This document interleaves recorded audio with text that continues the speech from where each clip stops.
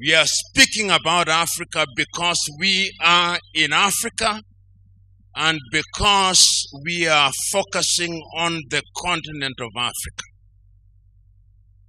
When I came in, the devotion also said that there are diseases in Africa. True, but there are diseases everywhere. So let it be understood in that context. Today, I dare say that one of the greatest problems that bedevils Africa is religion. It is one of the things that debilitates Africa. Africa now finds herself in a space where many believe, wrongly in my view, that all our problems will be solved through prayer and fasting. Wrong. The divine instruction, as I understand it, was go ye and subdue the earth, and by the sweat of thy brow thou shalt eat. There is no shortage in Kenya, even those of you who came from outside. We have seen many crusades in billboards in Nairobi, Kenya. When you travel across Africa, there is no shortage of individuals going by different names. Prophet, prophetess. And yet those of you who are students of theology will be told that the age of prophethood ended, some say with John the Baptist, some say with Micah, but they are prophetess and prophets. There is no shortage of apostles running around Africa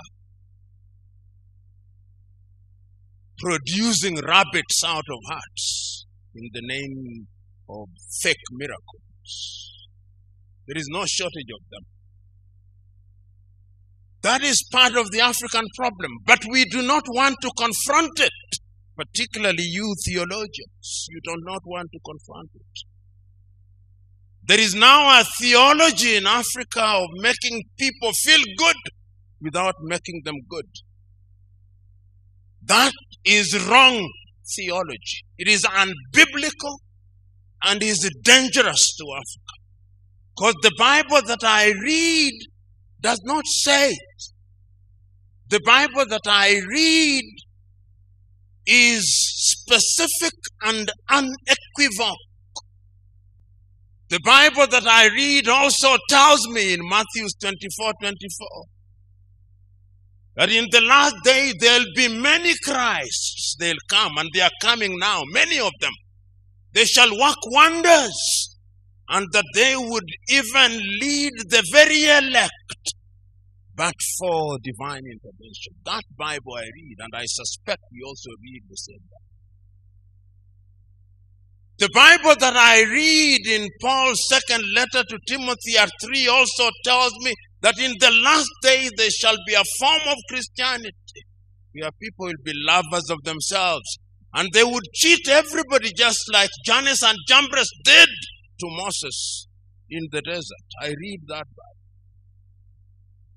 I also read another Bible verse in the Bible, Romans 1:30, that people shall be lovers of themselves, and they will have committed all sins, and they manufacture new sins like LGBTQ. So nowadays I go to church and pastors are equivocating.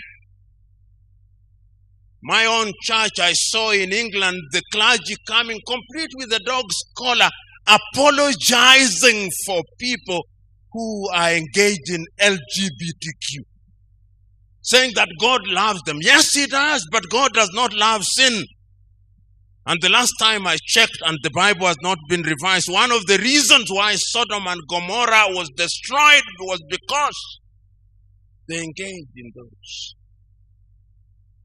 So, when you ask me to talk about the role of theology and the problems bedeviling Africa, I'm situating my presentation in those biblical verses, which are clear and unequivocal.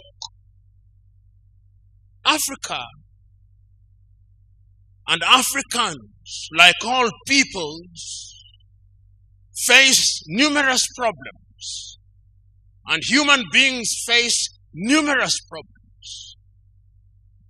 We seldom forget, but we must never forget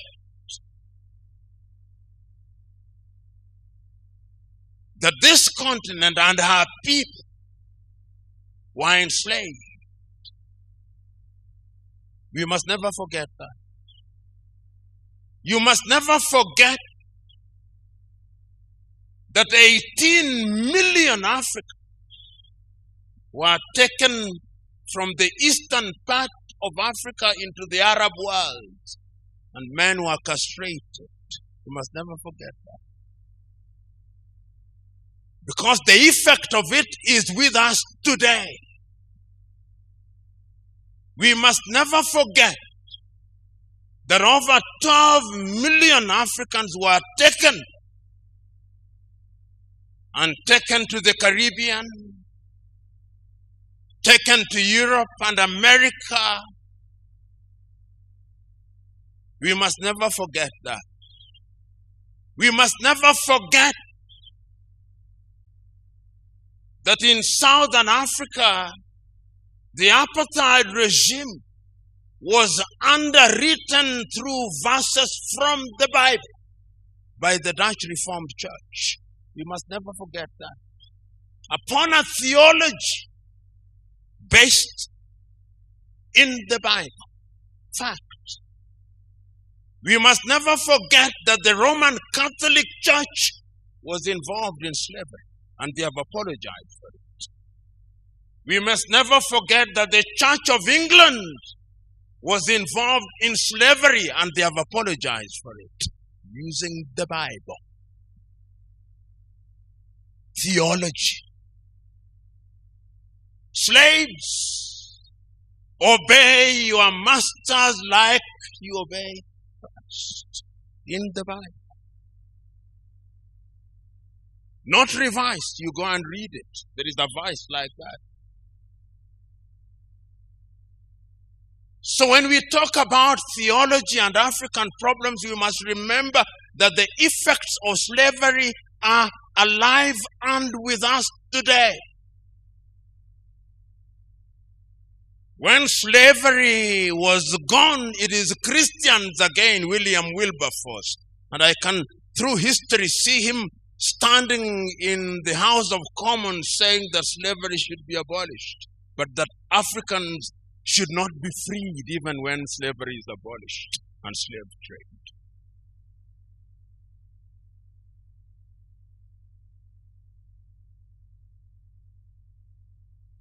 After slavery, colonization came. And as I speak to you, Europeans sat in Berlin in 1884 and 1885 and divided Africa into spheres of influence. Africa was a hunting ground, divided amongst the British, the Italians, the Dutch, the French, the Belgians, the Germans. And today we are in this assembly. I'm using English language which was imposed on us. And those of you who come from English-speaking countries, you refer to as Anglophone. Those of you who come from French-speaking countries, you are referred to as Francophone. And those from Portuguese are referred to as Lusophone. Soon there'll be Sinophone. We don't speak Yoruba. I'm not speaking Yoruba.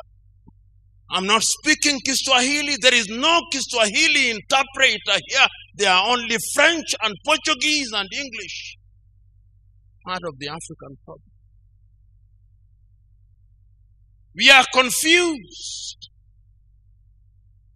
When my friend resisted their being called a perfect Frenchman, I could understand his anger. Because the colonial project was a dehumanizing and humiliating process. And religion and theology were at the heart of it. That is why when the European colonizer, we used to be taught in school that the flag followed the cross. I went to Zanzibar and a young man was taking me through the dungeons and he showed me there was the school where they taught Africans that they may use them in their labor. There is the church that they touch their spirit that they may be spiritually confused. And there is the hostel where they treated them that they may use them as labor. I'd never heard such interpretation. That is why when theology came, we were told that in order to be a Christian, you must be John or James or Joel. You cannot be Taiwo now. That is not a Christian name. Christian name must be John, Joseph. Who said? Whose theology is it? Who said that in order to be a Christian, you must be John? Who said it? That is jaundiced theology. That is racist theology. Because when you want to change a person, you give him your name. Those of you who have watched Roots will know this. Alex Haley's Roots. You capture Kunta Kinte and in order to dehumanize him, you call him Toby. That is also theology. So, African problem is also colonization. So as we speak now, there are Nigerians here. There are Ghanaians here. There are Congolese, Democratic Republic of Congo, and then there is Congo, named after Ferdinand de Brazza, called Brazzaville. I look forward to the day they change Brazzaville's name. At least they changed Leopoldville into Kinshasa. This is the reality. This is part of the problem. The Democratic Republic of Congo will never know peace because of religion, Roman Catholicism, and colonization. These are the problems bedeviling Africa. And we never say it. King Leopold of the Belgians caused 13 million Congolese to be killed. But we Africans have forgotten. Part of the African problem is short memory, amnesia is part of our problem. And that is why we keep on repeating the same mistakes time and over. Colonization is part of the problem that affects Africa. Because after colonization ended, we have another thing called neo-colonization. And it is alive and well. That thing called neo-colonization is alive and well. And if you doubted whether it's alive and well, I want you to see what is happening in Guinea-Conakry. I want you to see what is happening in Niger. I want you to see what is happening in Burkina Faso. I want you to see what is happening in Chad.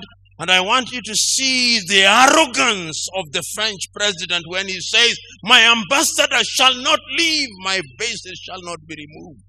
The neo-colonial project is alive and well. Did you hear the voice of the church throughout what is happening in Guinea-Bissau? No, the church is silent. The church is complicit. So when you talk about theology and what it can do, sometimes courtesy of theology, because you want to be good, you don't raise your voices. The last time I checked, John the Baptist's voice was alive and well in the wilderness. Where is the voice of the church amidst all this? Africa's problem is also neo-colonization. From slavery to colonization to neo-colonization, which is an ongoing project. And Ghana's Kwame Nkrumah was right in 1965 when he said the last stage of colonization is neo-colonization, and is alive and well. And we see it. Today, I tell Africans, because of neo-colonization, I'll come to what I think theology can do. Today in Africa, here in Nairobi, Kenya, if you want to buy something from a supermarket, you go to Carrefour, which is French. You want to buy fuel, you go to Total Energies or Rubies, which is French. You want to have your pizza, which is made by Kentucky Fried Chicken, which is American. You have it carried by Glovo, which is Spanish. If you want to have security, you have it by G4S, which is British. If you want your home guarded, is guarded by KK, which is Gardewald from Quebec. If you want to have chicken, is Kentucky Fried Chicken. If you want your airports managed, is Swissport from Switzerland. That is the state of Africa. Consuming what we do not produce and producing what we do not consume. The colonialist comes under different guises, but they kill your spirit to survive. So Africa is bedeviled by all these things. And until the scale falls from our eyes and the wax melts from our ears, we will not go anywhere. In Africa, we have some of the lowest quality politicians.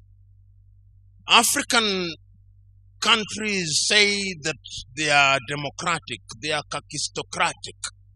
And kakistocracy is a government of the very worst. You are led by your very worst. That is kakistocracy. If you combine that with kleptocracy, which is a government of thieves, then you can see why Africa continued to punch below her weight. In all areas, we continue to do so. We must not, in the name of political correctness, now say, oh, because we want IMF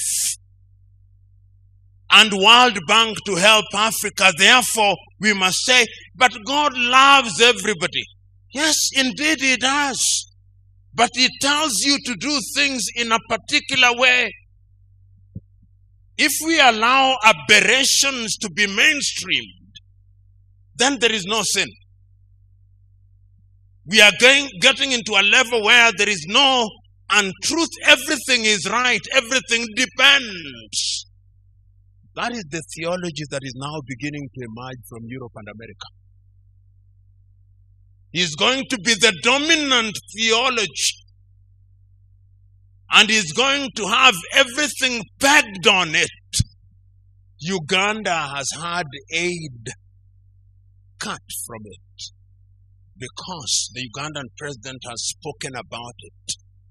We are still talking about the problems bedeviling Africa. IMF is saying we are inclusive. It is the same people who came here in 1800s and gave us the penal code, which had some sex against the order of nature. That was the offense, sex against the order of nature. Now tell me, when did nature change? Yeah, tell me when nature changed. And we must say this whether people are angry or not. Because if we want to change Africa, we must not fear to speak the truth as we know it.